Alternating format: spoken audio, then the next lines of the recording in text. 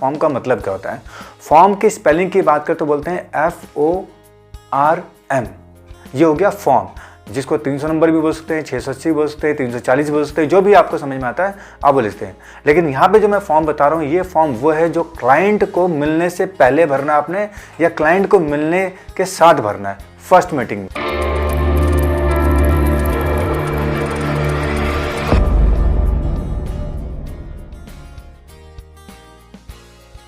किसी भी तरीके के सेल्स प्रोसेस में अगर काम करते हैं या कोई भी कंसेप्ट मार्केटिंग में डील करते हैं या आप इंश्योरेंस एडवाइज़र हैं, तो ये वीडियो दोस्तों आपके लिए है।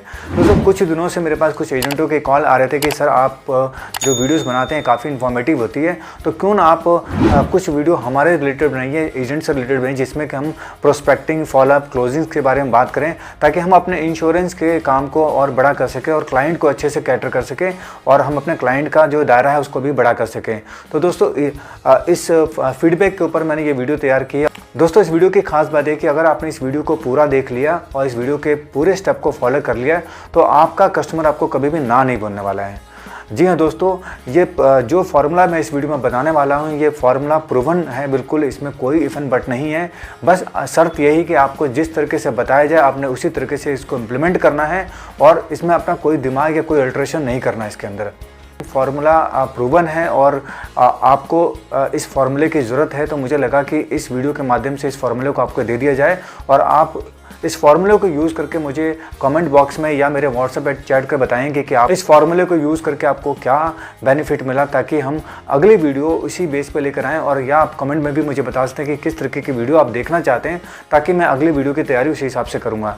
तो चलिए दोस्तों, इस वीडियो को ज़्यादा लंबा न करते हुए हम सीधे बात करते हैं, पॉइंट पर बात करते हैं कि हमारा कस्टमर हमें ना बोले, इसके लिए हमें क्या करना है।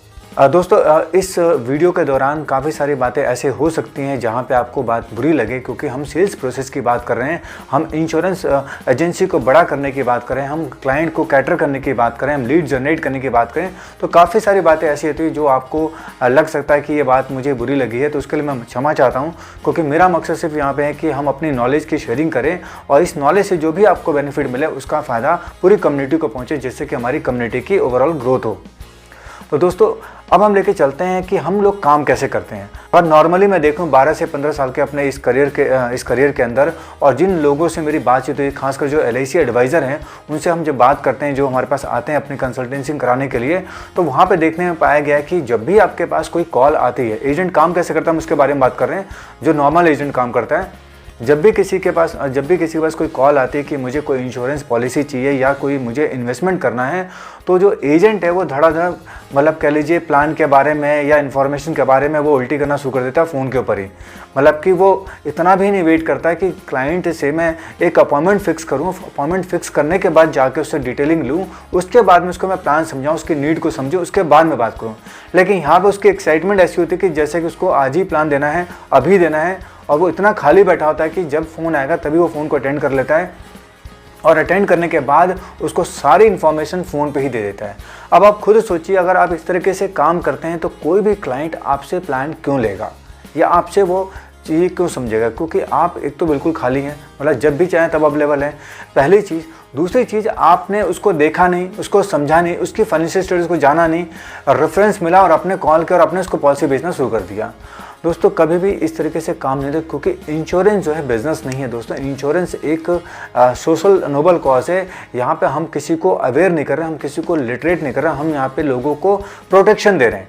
प्रोटेक्शन का मतलब है कि अगर उसके फैमिली में कल को कुछ हो जाता है तो उसकी फैमिली की एक फाइनेंशियल प्रोटेक्शन मिल जाएगी, उसका हम रिटायरमेंट सोल्यूशन कर रहे हैं या उसकी हम फाइनेंशियल प्लानिंग कर रहे हैं।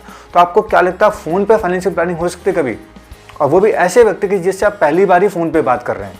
तो आपने यहाँ पे इस चीज़ का ध्यान रखना है कि ये वाली जो प्रैक्टिस अगर आप करते हैं तो इसको आपने नहीं करना है।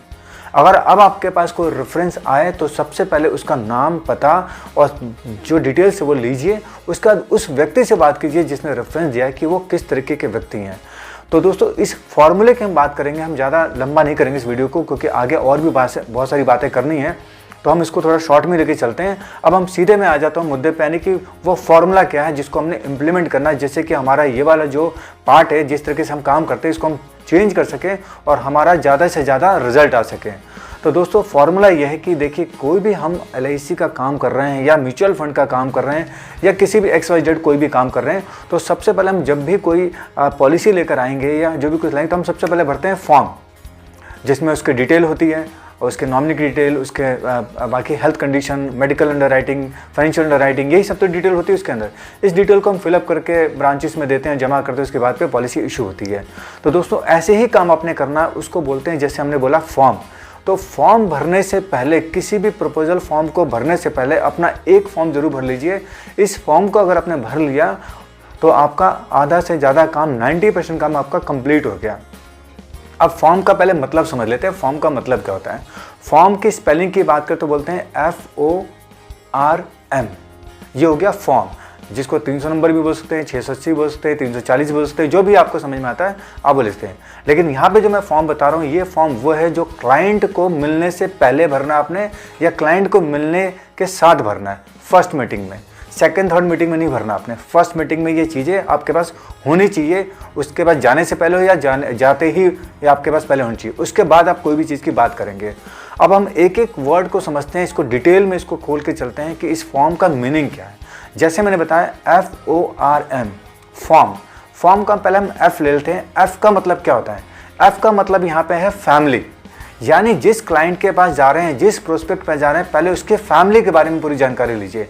किसकी फैमिली में कितने मेंबर हैं, उसकी फैमिली में कितने बच्चे हैं, उसकी फैमिली में कितने लोग काम करते हैं, उसकी वाइफ हाउसवाइफ है कि वर्किंग है, उसका वो बंदा गवर्नमेंट सर्वेंट है कि प्राइवेट सेक्टर में जॉब कर रहा है, बिजनेस कर रहा है कि सेल्फ एम्प्लॉयड है, क्या काम करता है, ये उस F वाले कॉलम से स्टार्ट करेंगे। यानी कि उसकी फैमिली में कितने लोग हैं और किस किस तरीके से काम करते हैं, ये आपको पहले पता करना होगा। उसके बाद अब आते हैं हम O पे। O का मतलब है ऑक्यूपेशन। ऑक्यूपेशन का मतलब हो गया कि जैसे मैंने बताया, फैमिली की हिस्ट्री हो गई, कितने लोग हैं, कितने बच्चे हैं और किस किस तरीके के बच्चे हैं। 3 बच्चे हैं, 2 बच्चे हैं, माँ बाप साथ में रहते हैं, चाचा चाची साथ, न्यूक्लियर फैमिली है या जॉइंट फैमिली है, ये अपने सब कुछ फैमिली वाले उसमें डिटेल में लिखना है। अब आते हैं O जो बना, O में ऑक्यूपेशन। अभी जो फैमिली में जितने मेंबर है उनके ऑक्यूपेशन क्या है? ऑक्यूपेशन का मतलब क्या, हस्बैंड जो है जिससे आपकी बात हो रही है या जो प्रोस्पेक्ट आपका, वो गवर्नमेंट सर्वेंट है या प्राइवेट सेक्टर में जॉब करता है, जॉब करता है कि बिजनेस करता है, बिजनेस करता है कि सेल्फ एम्प्लॉयड है, ये देखना है। उसकी वाइफ क्या करती है, उसके बच्चे स्कूल में पढ़ते हैं तो कौन से स्कूल में पढ़ते हैं, कौन कौन सी क्लास में पढ़ते हैं, मम्मी डैडी हैं तो उनकी एज क्या, वो पहले क्या करते थे, रिटायर्ड हैं या अभी सर्विंग हैं या बिजनेस करते थे, ये सब कुछ ऑक्यूपेशन में आएगा। यानी आपने पहले पूरी फैमिली हिस्ट्री ले ली, उसका ऑक्यूपेशन की पूरी हिस्ट्री ले ली कि किस ओहदे पे क्या क्या लोग काम कर रहे हैं। अब आते हैं आर का मतलब है दोस्तों यहाँ पे रिक्रिएशन। रिक्रिएशन का मतलब क्या होता है कि आप अगर जब खाली वक्त में आप हैं, जब खाली है, जब आपकी छुट्टी है, तो आप उस समय क्या करना पसंद करते हैं। क्या करना पसंद करना मतलब, कई लोग जैसे कि छुट्टियां होती हैं तो घूमने चले जाते हैं, कई लोगों की छुट्टी होती है तो सारे फैमिली को लेकर मूवी चले जाते हैं, कई लोगों की छुट्टी होती है तो सारे फैमिली को लेकर डिनर पे चले जाते हैं, बाहर रेस्टोरेंट में खाना खाने, कई लोगों की छुट्टी होती है तो बच्चों को पार्क लेके चले जाते हैं। तो आपने ये देखना है, समझना है कि ये जो व्यक्ति है जिससे मैं मिलने जा रहा हूँ, इसका रिक्रिएशन क्या है, इसकी फैमिली का रिक्रिएशन क्या है। मतलब इसकी छुट्टी होती थी, ये छुट्टियाँ कहाँ बिताना पसंद करता है, ये घर में बिताना पसंद करता है, मूवी देखना चाहता है या रेस्टोरेंट में खाना खाने जाता है या बच्चों को फैमिली पार्क लेके जाता है, क्या करता है। ये आपने आर वाले कॉलम में सारी डिटेल लिखनी है उसके रिक्रिएशन की कि क्या क्या करता है। अब आते हैं एम, जो सबसे इंपॉर्टेंट है दोस्तों। एम का मतलब है यहाँ पे मनी, यानी कि पैसा, कि अब आपने देखना है इसके फैमिली में जितने भी लोग हैं उनका पैसे का स्टेटस क्या है। यानी कि जिस व्यक्ति से हमें बात करनी है, जिस व्यक्ति से हमें मीटिंग करनी है, उसका इनकम, सोर्स ऑफ इनकम जो है वो किस तरीके का है। अगर वो जॉब करता है तो उसका एनुअल पैकेज कितना है, अगर वो बिजनेस करता है तो वो कितना कमाता है, या कितने आउटलेट उसके, या कितने रेस्टोरेंट है, या कितनी दुकानें हैं, या कितने शोरूम है। जो भी ये बिजनेस करा उसके हिसाब से आप उसकी प्रोफाइलिंग समझ लेंगे कि क्या उसमें निकल सकता है। और अगर गवर्नमेंट सर्विस में तो कितने साल से गवर्नमेंट सर्विस में, किस ओहदे पे और कितनी इनकम हो सकती है उसकी। तो ये चीज़ें आपने एम में देखना है। और वहीं पे उसकी वाइफ है तो उसका मनी आउटपुट क्या रहेगा, मतलब वो वर्किंग थी पहले कि अब हाउसवाइफ बन गई है, या उसके जो माता पिता हैं वो गवर्नमेंट सर्वेंट थे तो उनकी अभी पेंशन आ रही है कि नहीं आ रही है, या उन्होंने कहीं कोई और उनका कोई काम चल रहा है, कोई रेंटिंग का इनकम आ रहा है। तो ये आपने एम वाले कॉलम में डिटेल लिखनी है। दोस्तों आप इस चीज़ को समझ लीजिए कि अगर आपने इस फॉर्म को जैसे मैंने बताया, आपने सारी डिटेल ऐसे कलेक्ट करने के बाद अब जब प्रोस्पेक्ट से मिलेंगे या मीटिंग करेंगे, तो ये प्रूवन है कि आपकी जो प्रोसेस है, सेल्स का प्रोसेस कह लीजिए, इंश्योरेंस बताने का प्रोसेस कह लीजिए या कंसल्ट बताने का प्रोसेस करिए, वो 100% क्लोज होगा और आपको ना सुनने को वहाँ से नहीं मिलेगा। आपका हाँ ही हाँ मिलेगा। ये जरूर हो सकता है कि आपको वो आज क्लोज ना हो, 2 दिन बाद क्लोज हो जाए या 4 दिन बाद क्लोज हो जाए, लेकिन 100% गारंटी है कि सेल्स क्लोज जरूर होगी, क्योंकि आपने इस फॉर्मूले को इम्प्लीमेंट किया है। लोग क्या करते हैं, आप खुद सोचिए ना, अगर आप किसी डॉक्टर के पास जाते हैं, अगर आप उसको बताते हैं कि मुझे कोई तकलीफ है, सर में दर्द है, तो क्या आपको जाते ही दवा दे देता है? बिल्कुल नहीं। पहले वो आपकी एक कंसल्टेंसी फीस लेता है अपनी 400, 500, 1000, 2000 रुपये, जिस तरीके के डॉक्टर है उस तरीके। उसके बाद आपसे वो सुनता है कि आपको दर्द किस तरीके का हो रहा है, कब हो रहा है, कब से हो रहा है, कैसे हो रहा है। उसके बाद क्या करता है, उसके बाद वो लिखता है दवाइयों का नाम और साथ में लिखता है टेस्ट, दवाई कम टेस्ट ज़्यादा। और वो कहता है कि पहले आप ये सारे टेस्ट करा लीजिए, उसके बाद मेरे पास आइए, फिर मैं आपको बताऊंगा कि आपका इलाज कैसे होगा, आपको इलाज की ज़रूरत है कि नहीं है, कि सिर्फ दवाइयों से आपका काम चल जाएगा 2-3 दिन में।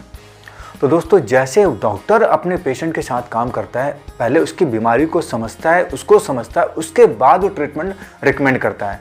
ऐसे आप फाइनेंशियल डॉक्टर हैं, किसी की हम वेल्थ क्रिएट करने जा रहे हैं, किसी को हम फाइनेंशियल प्रोटेक्शन देने जा रहे हैं, किसी के हम फाइनेंशियल प्लानिंग करने जा रहे हैं, तो हम ऐसे कैसे ही फ़ोन पे बात करके समझा देंगे उसको, और ऐसे कैसे हम जाकर सीधा बोल देंगे जी तुम्हारे लिए जीवन उमंग अच्छी है, तुम्हारे लिए जीवन लक्ष्य अच्छी है, तुम्हारे लिए ये वाला सिप अच्छी है, तुम्हारे लिए ये वाला म्यूचुअल फंड अच्छा है, तुम्हारे लिए ये स्टॉक अच्छा है। कैसे बोल सकते हैं? जब तक मुझे उसका फाइनेंशियल स्टेटस नहीं पता, मुझे उसका फैमिली स्टेटस नहीं पता, मुझे उसका इनकम स्टेटस नहीं पता, मुझे उसका पूरा बैकग्राउंड नहीं पता, तो मैं कैसे बात करूँगा? तो आप जब फाइनेंशियल डॉक्टर है तो आपका फ़र्ज भी बनता है कि पहले आप उसकी कंसल्टेंसी करें, उसके साथ जाके बैठे, उसको समझो, और ये जो फॉर्म वाली डिटेल है ये पूरी फिलअप करें। उस फिलअप करने के बाद आप ये सारा प्रोसेस स्टार्ट करें, तो दावे के साथ कहते हैं कि आप जो भी काम करेंगे उसका जो रिजल्ट, जो सक्सेस रेटो है वो 10/10 आ सकता है, अगर आपने इसको इसी तरीके से इंप्लीमेंट किया जैसे मैंने बताया।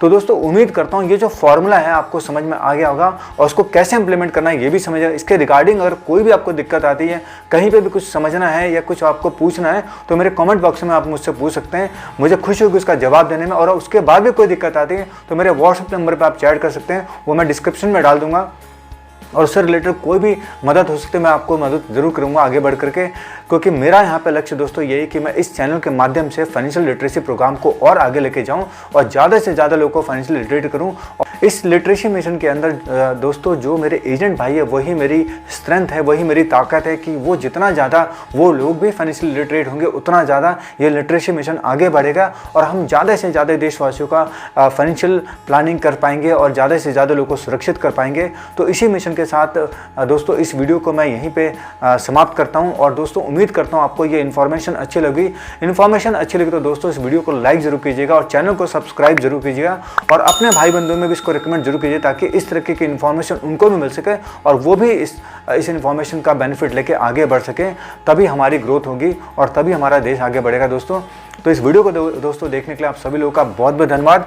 मिलेंगे किसी अगले वीडियो में अगले टॉपिक के साथ, तब तक के लिए नमस्कार, जय हिंद, जय भारत।